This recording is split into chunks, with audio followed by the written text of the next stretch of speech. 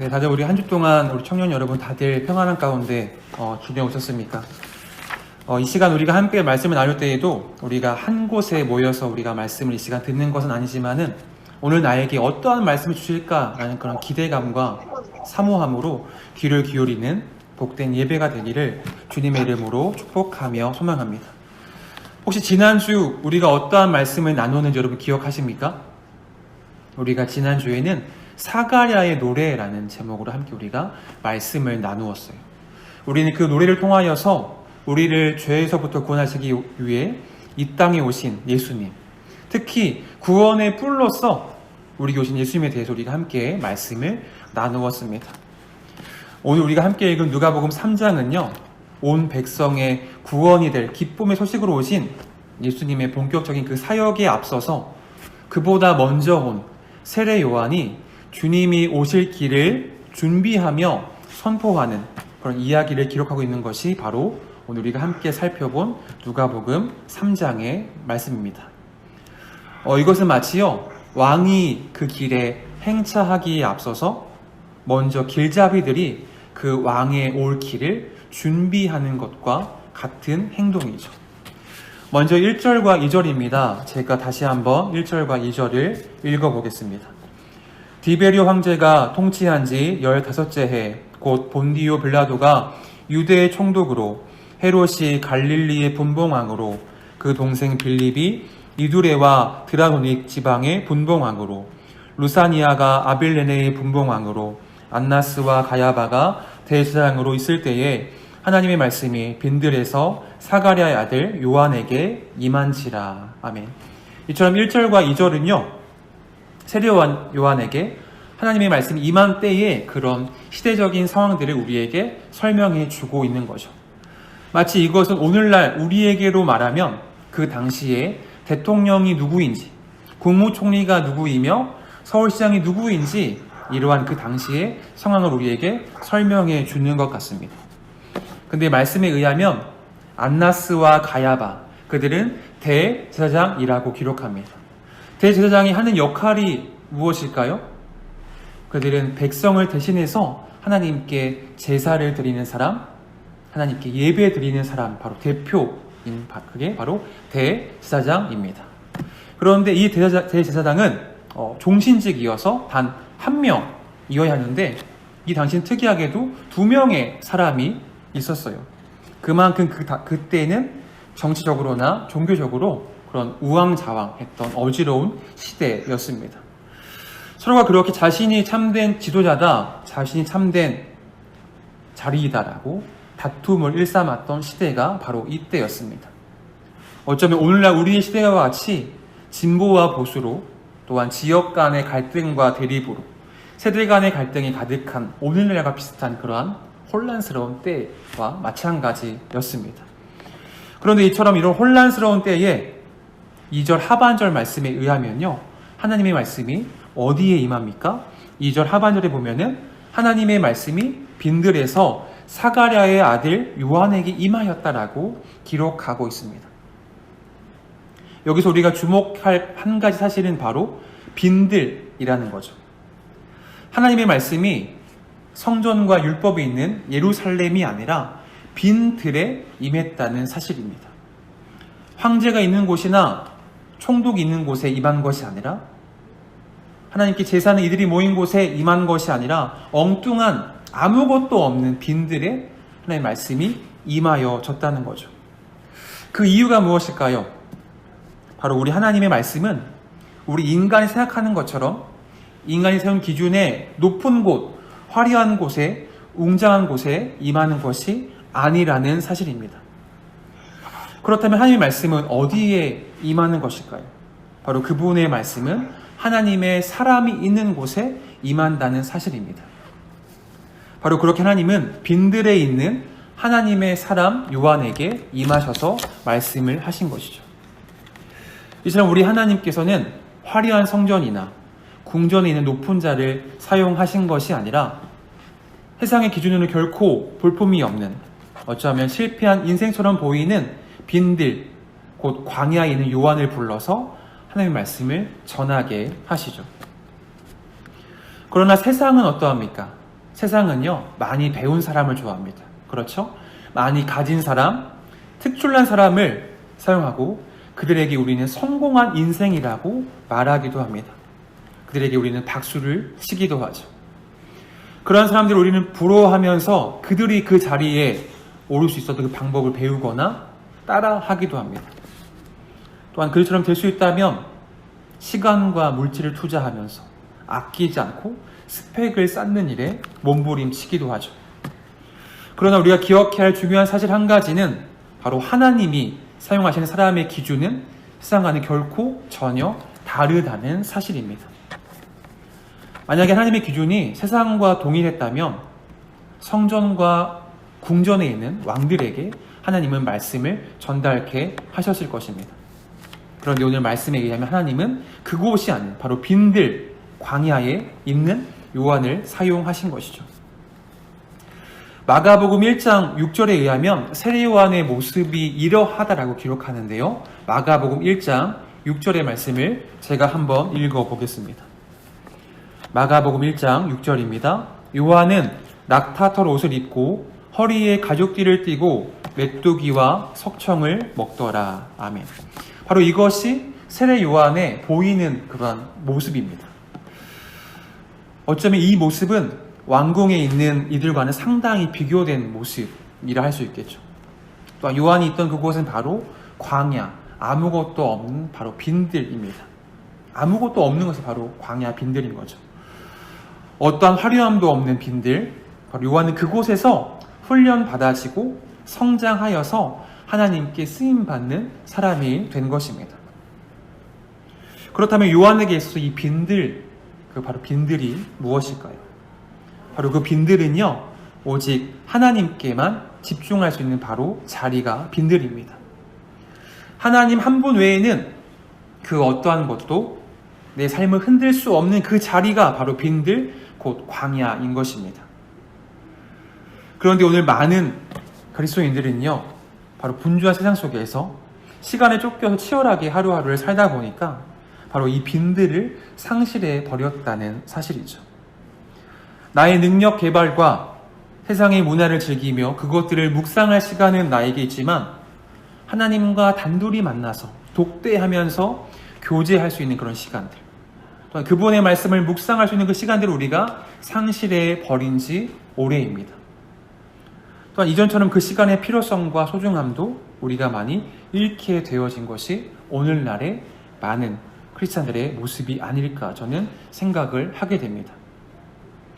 그러나 우리가 기억해야 할 중요한 사실 한 가지는요, 예수 그리스도를 나의 구원자로 믿는 자들이라면 나의 삶의 일부분을 반드시 광야의 시간, 하나님과 독대하는 시간으로 사용을 해야 한다는 사실입니다. 바로 그 시간이 있을 때에, 광야와 빈들의 시간이 있을 때에 우리는 더욱더 하나님을 알게 되어지고 그분을 경험하게 되며 우리 또한 신앙 역시 성장할 수 있게 되어지는 것이죠. 바로 진정한 하나님의 사람으로서 준비되어지는 그 시간이 바로 광야, 빈들에서의 시간인 것입니다. 사랑하는 우리 모든 공동체 지체 여러분, 바로 광야의 시간은요, 결코 낭비의 시간이 아닙니다. 그 시간은 결코 세상에서 뒤떨어지는 시간이 아닙니다.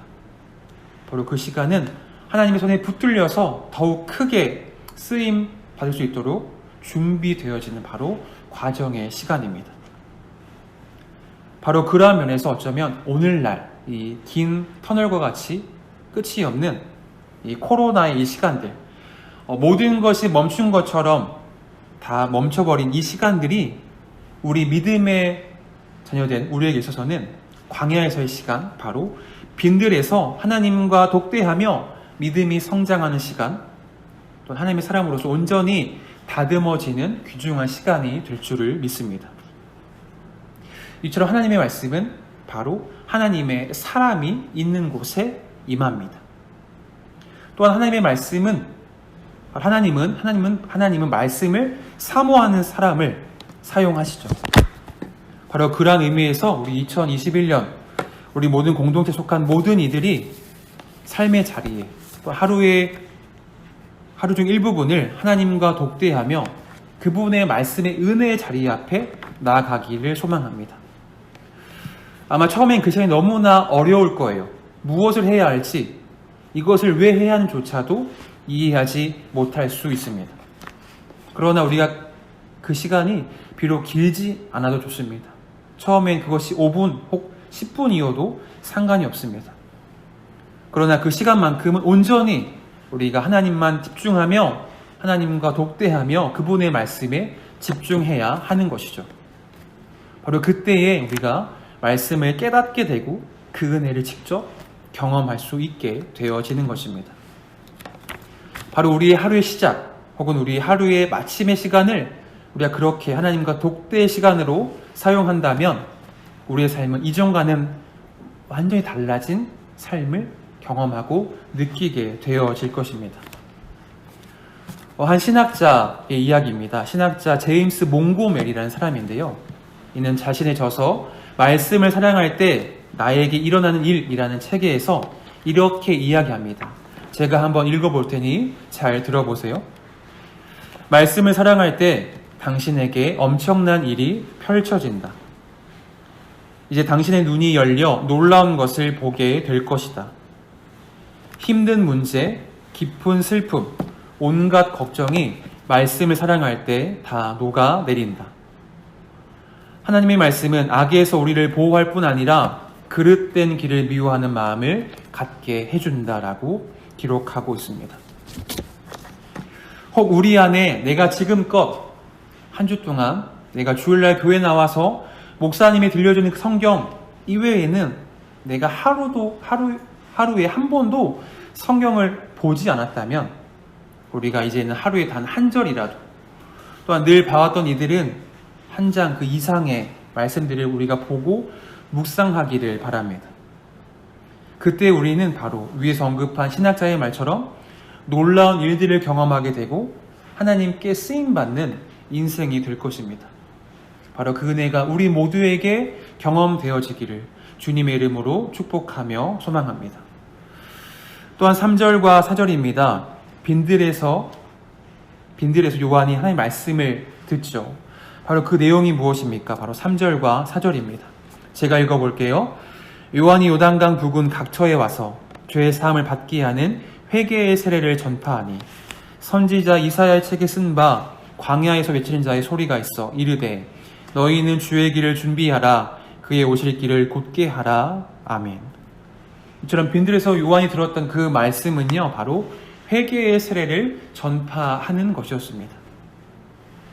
예수님을 맞이하기에 앞서서 하늘의 임금 예수님을 우리가 만나기에 앞서서 먼저 필요한 것이 바로 회개라는 사실이죠. 그렇다면 여기서 말하는 회개의 세례는 무엇일까요? 우리가 물 세례 혹은 성령 세례 이런 것을 들어봤겠지만은 회개의 세례 바로 그것이 무엇일까요? 바로 그 사실을 8절에서 우리에게 이야기하고 있습니다. 8절 상반절에 보면요. 그러므로 회개에 합당한 열매를 맺고 라고 기록합니다. 바로 회개의 세례라는 것은 회개에 합당한 열매를 맺는 것, 회개에 알맞는 열매를 맺는 것, 즉 다시 말하면 그것은 우리의 삶이 변화되는 것을 의미하는 것입니다. 그러나 오늘 말씀에 의하면요, 그 당시의 사람들은 회개의 세례의 필요성을 알지 못했어요. 내 삶이 변화되어야 함을 그들은 중요하게 생각하지 않았습니다. 그들은 이렇게 생각했어요. 나는 아브라함의 후손이니까, 나는 신앙의 금수저이니까, 혹 우리 아버지가 장로님이니까, 우리 어머니가 권사님이니까 라는 그런 마음처럼 우리 집은 대대로 예수를 믿는 집안이니까 나는 결코 회개할 필요가 없다라고 생각하는 것과 같은 모습이었습니다. 그러나 이것은 당시 유대인들에게 아주 헛된 생각이었죠. 바로 그들을 향하여서 오늘 말씀의 세례 요한은 이렇게 외칩니다. 8절 하반절에 기록하길요. 아브라함이 우리 조상이라 말하지 말라. 내가 너에게 이르노니 하나님이 능히 이 돌들로도 아브라함의 자손이 되게 하시리라. 아멘. 이 말을 조금 더 쉽게 풀이하면요. 너희들 착각하지 마. 회개하지 않은 너희보다 하나님은 이 하찮은 돌들을 사용하실 수도 있는 분이다라고 말하는 거죠. 아브라함의 자손이라는 것, 오늘날로 말하면 너희 신앙의 직분과 너희 신앙의 연수가 너희 믿음과 구원을 대변해 주는 것은 아니야 라는 그러한 말과 같은 것입니다. 이처럼 그들은요, 자신들이 회개해야 하는 것을 결코 알지 못했어요. 그들은 하나님이 우리에게 복을 주신다는 사실만 그들은 알려 했던 것입니다. 그들은 내가 예수를 믿음으로 인하여서 내가 달라져야 하고 내가 이전과는 완전히 다른 삶을 살아야 하는 사실을 결코 그들은 알지도 않고 생각하지도 않았습니다.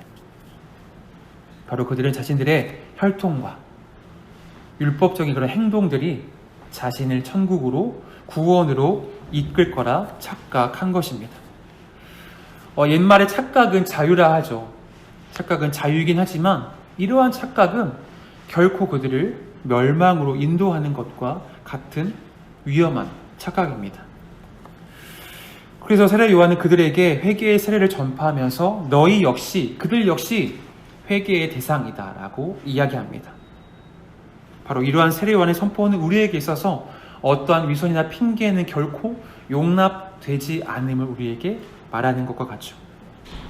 바로 그들에게 있어서 아브라함의 후손이라는 것이 결코 자랑이 될 수 없었던 것처럼 오늘날 저와 여러분에게 있어서도 그 무엇도 회개 없이는 우리를 천국으로 구원으로 이끌어줄 수 없음을 우리는 기억해야 합니다. 내가 목사라고 할지라도 우리 부모님 교회에서 높은 직분에 있다 할지라도 결코 그것이 우리의 구원을 보증하거나 우리를 천국으로 인도함을 증명하는 것은 아니라는 사실을 우리 모두가 깨닫기 원합니다.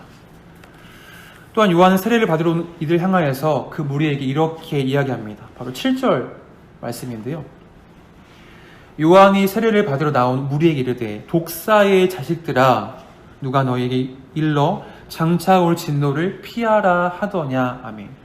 요한의 말을 듣고 세례를 받으러 오니까 오히려 그들을 환영하지 않고요. 세례 요한은 말하기를 이런 독사의 자식들아 라고 이야기합니다. 여러분, 독사가 뭡니까? 독사는 말 그대로 독을 품고 있는 뱀이 바로 독사이죠. 여기서 말하는 그 독사는요, 바로 사탄을 상징하는 동물입니다. 우리 창세기 아담과 하와를 유혹했던 것 역시 또 뱀이었죠. 바로 독사는 사탄을 상징하는 동물로서 바로 너희가 하나님의 자녀가 아니라 어둠과 사망의 세력, 사탄의 수하에 있는 사탄의 자녀다라고 그렇게 그들을 향해서 외친 것이죠. 바로 그 말은 유대인들의 결코 상상할 수 없는 말이었습니다. 같은 사건이 기록된 마태복음 3장에 의하면요, 바로 세례를 받아 나온 사두개인과 바리새인들이 향하여서 이들은 종교 지도자에게 세례 요한은 그들에게 말하기를 독사의 자식들아라고 사탄의 수하에 있는 놈들아라고 그렇게 외침과 같은 것이죠. 그렇다면 요한은 왜 그들 향하여서 사탄의 자식이라고 말한 것일까요? 바로 그것은 그들이 세례를 받으러 그 자리 가운데 나아오긴 했지만 결코 그들에게는 진실한 회개의 모습이 없었다는 것을 우리에게 말해줍니다. 그들은 우리가 아브라함의 자손이라고 신분을 자랑하며 그것이 자신들을 하나님의 나라로 이끌 수 있을 것이라고 그들은 그렇게 여긴 것이죠. 그들에게 있어서 세례는 단순히 종교적인 통과 의례, 자격증 정도에 불과했던 것입니다.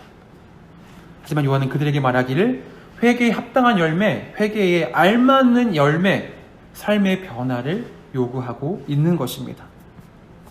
그렇다면 회개에 합당한 열매가 무엇일까요? 여러분, 회개 우리가 잘 알고 있고 또한 회개의 기도를 했던 이들도 있을 겁니다. 그런데 참된 회개는요, 우리가 단순히 마음의 뉘우침을 넘어서 반드시 그것이 행동으로 나타나야 한다는 거죠. 내가 아무리 100만 번 주여 주여 내가 눈물로 외치고 기도한다 할지라도 그것이 그 눈물이 내가 행동으로 표현되어지지 않는다면 그것은 우리가 진실한 회개라고 말할 수 없습니다. 또한 회개는요, 주인을 바꾸고 행동을 돌이키는 것이 바로 회개입니다. 나의 욕망으로 충실했던 내 삶을 벗어나 내 삶의 주인을 예수님으로 모셔드리는 것이 바로 회개입니다. 그러나 오늘날 우리의 삶은 어떠한지, 저와 여러분의 삶은 어떠한지 돌아보기 원합니다. 단순히 우리 안에 말뿐인 회개만 반복되어진다면 우리는 결국 하나님의 진노의 그 심판을 피할 수 없을 겁니다. 바로 회개에 합당한 열매, 회개에 알맞는 결과는 구체적인 삶의 변화로 나타나야 함을 우리 모두가 기억하기 원합니다. 그렇다면 그것이 무엇일까요? 바로 10절과 11절인데 제가 읽어보겠습니다. 10절과 11절. 무리가 물어 이르되 그러면 우리가 무엇을 하리이까? 대답하여 이르되 옷 두 벌 있는 자는 옷 없는 자에게 나누어 줄 것이며 먹을 것이 있는 자도 그렇게 할 것이니라 하고. 아멘. 그렇게 요한은 회개에 합당한 열매가 무엇이냐라고 묻는 이들에게 이렇게 행해라고 구체적으로 그들에게 행함을 말해줍니다. 그것이 무엇이냐면요, 옷 두 벌 있는 자는 없는 자에게 나누어 주라. 그리고 세금을 걷는 사람은 부과한 것 외에 더 걷지 말라라고 말하죠. 또한 군인들은 남의 것을 강탈하지 말라라고 그렇게 구체적인 행동을 세례요한은 말해주고 있습니다. 세상은 그런데 이러한 불의를요 당연히 여기기도 합니다. 내가 성공하기 위해서는 남의 희생은 굳이 내가 신경 쓸 일이 아니다라고 그렇게 여기기도 하죠. 바로 그러한 부분에서 바로 회개라는 것은 세상을 배반하고 세상을 변절하는 일이 바로 회개인 것입니다. 바로 주권이 나의 주인이 내가 아니라 세상이 아니라 오직 하나님께로 내 주권을 두는 것이 바로 회개인 것이죠. 그러나 어떠한 면에서 회개는요 새로운 것이 아니라 우리가 본래의 자리, 원래의 자리로 돌아감이 바로 회개인 것입니다. 이처럼 하나님의 말씀은 오늘 우리에게 말씀하시기를 우리에게 바로 그런 구체적인 회개에 합당한 열매를 요구하시면서 바로 그것이 구체적인 삶의 향기로 풍길 때 우리는 하나님의 심판을 피할 수 있음을 우리에게 말해주고 있습니다. 그렇게 기억합시다. 회개에 합당한 열매를 맺기 위해서는 먼저 우리는 당연시 여겼던 세상의 모든 그런 습관들, 세상의 방법들과 거짓된 유익들을 다 해로운 것을 여기고 그것을 거절할 수 있어야 하는 것입니다. 예수님은 우리를 세상의 빛과 소금으로 우리를 부르셨죠. 그것은 거창하고 특별한 것이 아닙니다. 바로 나의 삶의 자리에서, 여러분의 삶의 자리에서, 여러분의 가정과 직장과 속한 모든 그 자리에서부터 시작하는 것이 바로 빛과 소금의 역할입니다. 혹 아직 내 안에 돌이키지 못한 나의 불의함과 악한 삶의 습관이 있다면 이 시간 진정 회개함을 통하여서 씻음을 얻고 욕망의 자리에, 나의 욕심의 자리에 오직 하나님을 모시는 거룩한 은혜가 있기를 주님의 이름으로 축복하며 소망합니다. 세상은 그렇게 여전히 우리 기독교인들을 기대감을 갖고 있습니다. 저는 그렇게 믿고 있어요. 그들이 우리를 기대하지 않는다면요 결국 우리에게 손가락질하지 않고 우리를 개독교라고 욕하지도 않을 것입니다. 우리에게 기대하지 않는다면 그들은 결코 무관심을 일삼겠죠. 세상은 그렇게 우리의 진정한 회개와 그로 인한 삶을 통하여서 그들 역시 하나님을 경험하게 되어질 것입니다. 말씀을 정리합니다. 사랑하는 여러분, 우리가 한 주간도 살아갈 때에 내가 속한 삶의 모든 자리에서 회개에 합당한 열매로 우리가 하나님 앞에서 뿐만이 아니라 이웃을 살피며 이웃에게 생명을 나누어 주는 생명의 말과 생명의 행동을 하며 살아가는 저와 여러분 되기를 주님의 이름으로 축복하며 소망합니다.